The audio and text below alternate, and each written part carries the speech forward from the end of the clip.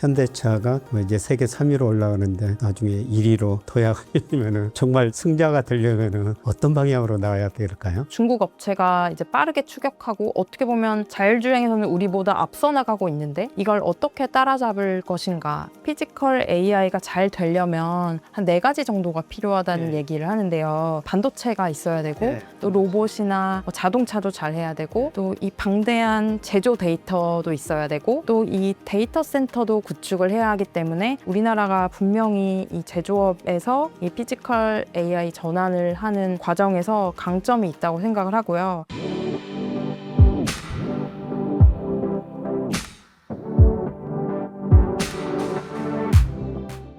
구체적인 질문 좀 드려볼게요. 현대차가 자체 내재하겠다는 AI, 이게 구체적으로 뭔지 좀 설명 좀 해주세요. 현대차가 내재화하겠다는 그 AI 기술은요, 현대차가 챗 GPT 같은 걸 만들겠다 이런 건 아니고요. 자율주행이나 아니면 로봇의 제조 현장에서 쓰는 로봇의 두뇌를 담당하는 AI 추론 모델을 개발하겠다라고 하는 겁니다. 현대차가 이제 엔비디아에서도 좀 많이 제공을 받는 게 많다고 말씀을 드렸잖아요. 그러면 현대차가 어디까지 엔비디아한테 의존을 하고 어디까지 자체적으로 개발을 할 거냐라고 했을 때 예시를 들어서 좀 쉽게 설명을 해드리면 현대차라는 친구가 있어요. 근데 얘가 시험을 봐야 되는 상황인 겁니다. 근데 얘는 주변에 책은 엄청 널려 있는데 공부를 어떻게 어디서부터 해야 할지를 모르겠는 거예요. 그러면 엔비디아라는 과외 선생님을 고용을 해서 그 과외 선생님이 참고서도 좀 주고 학습 방법도 가르쳐주고 책을 어떻게 읽는지를 좀 알려주는 거죠. 그 대신 선생님한테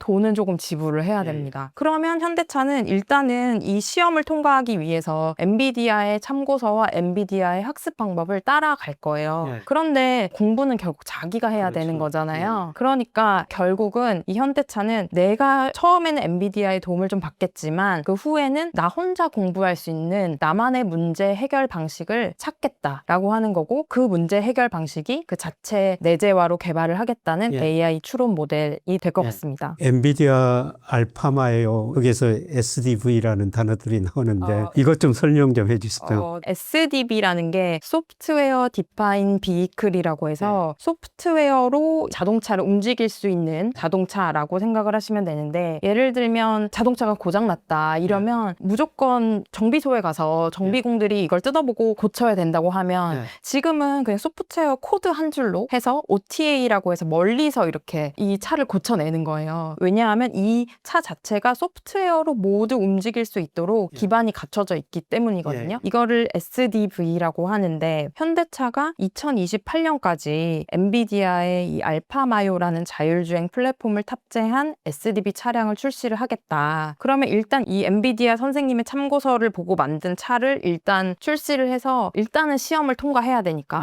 시험을 통과하고 그 다음에 내가 자체적으로 도로에서 데이터를 더 많이 수집을 해서 2년 동안 수집한 다음에 2030년에 자체 개발한 AI 추론 모델을 탑재한 우리만의 모델을 출시하겠다라는 게 현대차의 전략입니다. 저 얼마 전에 전기차 타다가 문제가 생겼거든요. 그래서 고생 좀 많이 했습니다만 정비 공장에 간 적이 있었거든요. 그런데 앞으로는 갈 필요 없이 그냥 소프트웨어가 해결해 준다는 거죠. 그 통신만 잘 갖춰져 있다 하면 소프트웨어로 코드 몇 줄 해서 바로 고칠 수 있다라는 개념입니다. 그런 시대가 언제쯤 올까요? 테슬라 차량은 SDV를 한 2012년부터 도입을 했고요. 그래서 이 SDV를 테슬라가 가지고 오면서 완성차 업계에 충격을 한번 줬고, 그리고 중국차 업체들 같은 경우는 한 2023년부터는 SDV를 다 구축을 했거든요. 어떻게 이렇게 할 수 있었냐 하면 중국차는 이미 개발해 놓은 모델이 많지 않잖아요.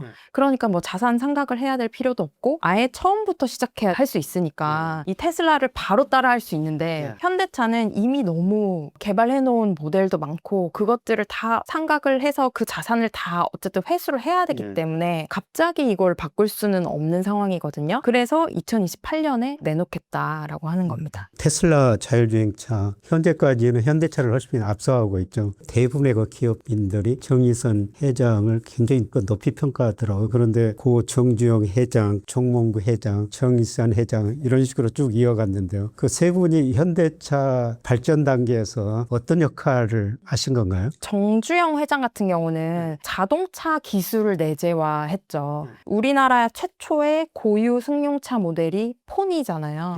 이 포니를 개발을 지휘를 하셨고 1970년대에는 우리나라가 기술이 없었기 때문에 다들 안 될 거다. 외부의 기술을 가져서 조립 공장만 해라라고 해서 포드랑 합작 공장을 설립하다가 어그러지면서 방향을 틀은 거거든요. 우리 거를 개발을 하자. 그래서 개발을 하면서 우리나라 최초의 고유 승용차 모델을 만드셨고 그리고 이 정몽구 회장 같은 경우는 하이브리드 기술을 내재화했는데요. 이 하이브리드 기술이 지금 2026년 현재로서 보면 현대차의 실질적인 먹거리거든요. 이 하이브리드 기술이 없었으면 이런 자율주행에 대한 투자라든지 로보틱스에 대한 투자도 못했을 겁니다. 그러니까 이때 당시에도 2000년대에 도요타가 하이브리드에서는 굉장히 앞서 있는 회사잖아요. 그러면 이 도요타에 당시에는 특허도 있었기 때문에 특허를 피해서 새로운 하이브리드 기술을 개발을 한다라고 했을 때 모든 사람들이 안 된다고 했대요. 제가 이 하이브리드 기술 개발하시는 분과도 인터뷰를 해봤는데요. 그랬는데 결국은 이 리더가 계속해서 밀어붙인 거죠. 그렇게 하고 나서 세계 최초로 양산차에 리튬이온 배터리를 탑재한 하이브리드 차를 출시를 한 겁니다. 보통 이 리튬이온 배터리가 지금 전기차에 많이 들어가잖아요. 근데 당시만 해도 스마트폰이라든지 노트북이라든지 굉장히 소형기기에만 리튬이온 배터리를 썼거든요. 그런데 현대차와 LG화학 공동으로 그럼 우리가 자동차용 리튬이온 배터리를 개발을 해보자 라고 해서 세계 최초로 양산에 성공을 한 거예요. 근데 그 전에도 사실 일본의 닛산 전기차에도 리튬이온 배터리가 탑재가 되긴 했는데 양산차는 아니었거든요. 근데 LG화학과 현대차가 양산차에 들어가는 리튬이온 배터리를 세계 최초로 만든 겁니다. 근데 이것도 다 안 된다고 했는데 그 정몽구 회장이 굉장히 구본무 회장을 설득을 많이 하셨대요. 그래서 프로젝트가 됐고 지금 이 2026년의 관점에서 보면 이 리튬이온 배터리 개발 안 했으면 큰일 날 뻔했잖아요. 정말 커다란 먹거리가 되고 있는 산업인데 그러니까 이렇게 리더의 역할이 그만큼 중요하다라는 생각을 했고요. 정의선 회장도 본인만의 내재화 기술을 만들고 싶을 거예요. 왜냐하면 할아버지와 아버지가 스스로 밀어붙여서 신기술 개발에 성공을 해서 지금 후대에 계속해서 먹거리를 마련을 해주고 있단 말이죠. 그러면 정의선 회장도 AI 내재화 아니면 수소기술 내재화를 통해서 후대에 먹을 수 있는 먹거리를 본인이 남겨놓고 가야겠다 뭐 이런 생각을 하시지 않을까 싶고요. 그래서 리더의 역할이 굉장히 중요하다. 신기술 개발을 할 때 일관성 있는 리더십이 굉장히 중요하다라는 생각을 했습니다. 우리나라가 미국으로 수출 자동차 많이 하잖아요. 근데 거기에서 특히 하이브리드가 많이 수출된다고 들었습니다. 최근에는 미국에서 전기차에 대한 보조금이 좀 삭감이 많이 됐거든요. 트럼프 정부가 들어서면서. 그래서 미국에서도 하이브리드 바람이 굉장히 세게 불고 있어요. 그래서 하이브리드가 인기가 많고 이 시장에서 사실 2강 체제라고 했을 때 도요타 하이브리드 그리고 이젠 현대차 하이브리드거든요. 지금 현대차 하이브리드도 도요타와 거의 동일한 연비 아니면 더 높은 연비를 보일 때도 있고요. 원가적인 관점에서는 현대차 하이브리드가 좀 우위에 있다 이런 평가도 나오고 있습니다. 정의선 회장 이야기하다가 잠깐 멈췄는데 자동차 취재기자 5년 하시면서 가까이 보셨을 거 아니에요. 어떤 특별한 점이 있었나요? 기자들 앞에서는 말을 많이 안 해요. 질문을 해도 굉장히 단답식으로 하고 말씀을 많이 하는 편은 아닌데 얘기를 들어보면 굉장히 소탈한 편이고 항상 다른 사람의 의견을 좀 경청하는 그런 스타일이고 연세대학교에서 이제 정의선 회장 관련한 특강이 있었어요. 그래서 그 특강에 참여를 하고 학생들이랑 같이 뒤풀이 자리까지 따라갔다고 합니다. 그래서 학생들이 교실에서는 좀 너무 딱딱하니까 얘기를 못 하다가 뒤풀이 자리에서 좀 분위기가 풀어졌을 때 물어보면서 중국 시장은 어떻게 하실 건지 노조는 뭐 어떻게 할 건지 이 정의선 회장이 생각하는 게임 체인저 전략은 뭔지 이런 걸 물어봤는데 본인이 스스로 그냥 나도 잘 모르겠다 뭐 이런 식으로 대답을 했다고 해요. 그러면서 나는 모르지만 우리 직원들이 길을 찾아갈 거라고 믿고 자신이 할 수 있는 역할은 실패의 장을 열어주는 역할이다. 그런 얘기를 했다고 합니다. 근데 저는 지금 AI 시대에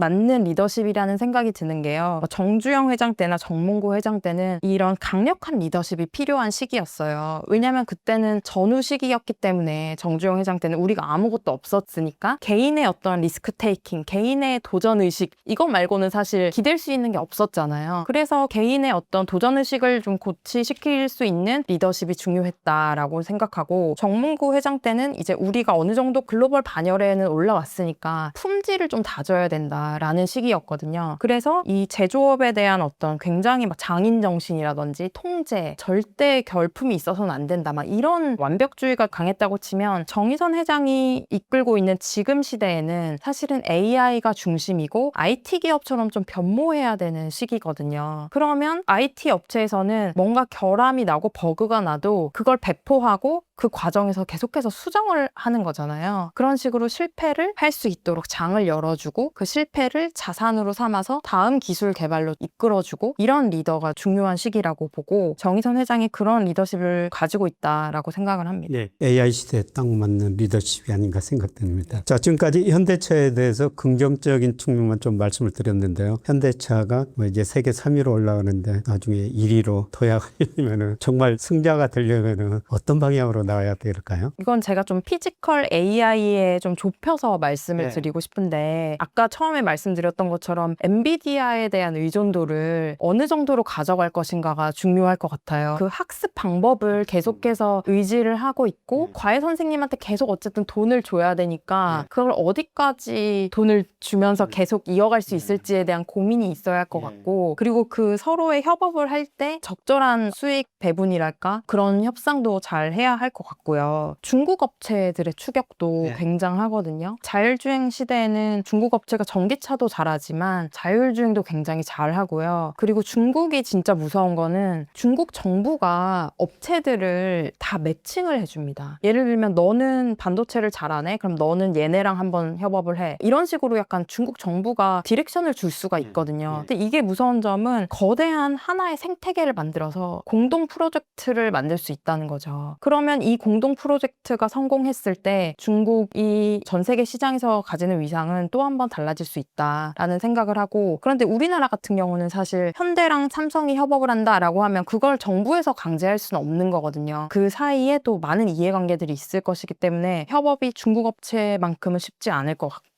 그런 점에서 봤을 때 중국 업체가 이제 빠르게 추격하고, 어떻게 보면 자율주행에서는 우리보다 앞서 나가고 있는데 이걸 어떻게 따라잡을 것인가, 이게 좀 중요할 것 같고요. 그리고 마지막으로는 현대차가 IT 기업으로 좀 가려고 방향을 잡고 있는데, 그러려면 소프트웨어 관련된 인재들을 많이 확보를 해야 되거든요. 그 인재들을 어떻게 불러올 수 있을 것이냐. 그리고 현대차는 아직까지 좀 제조업 기반의 문화들이 남아 있어서 연공 서열이라든지 노조에 대한 문제라든지 이런 많은 부분들이 있어서 이 소프트웨어 인재를 파격적인 대우를 하고 데리고 오는 게 다른 기업보다는 제한이 있을 수가 있거든요. 그래서 이런 HR적인 관점에서 이걸 어떻게 풀어갈 것인지도 굉장히 좀 중요한 부분인 것 같습니다. 중국 업체 경쟁, 이런 말씀을 하셨습니다. 저도 제일 궁금한 게 그거거든요. 아시아 소득이 굉장히 빨리 늘어나면서 자동차 수요가 늘어날 텐데, 과연 현대차가 그 아시아 시장에서 중국하고 어떻게 경쟁해서 이겨낼 수 있을 것인가. 그게 늘 좀 궁금해서 앞으로도 그런 질문에 대답 좀 많이 해주시기 바랍니다.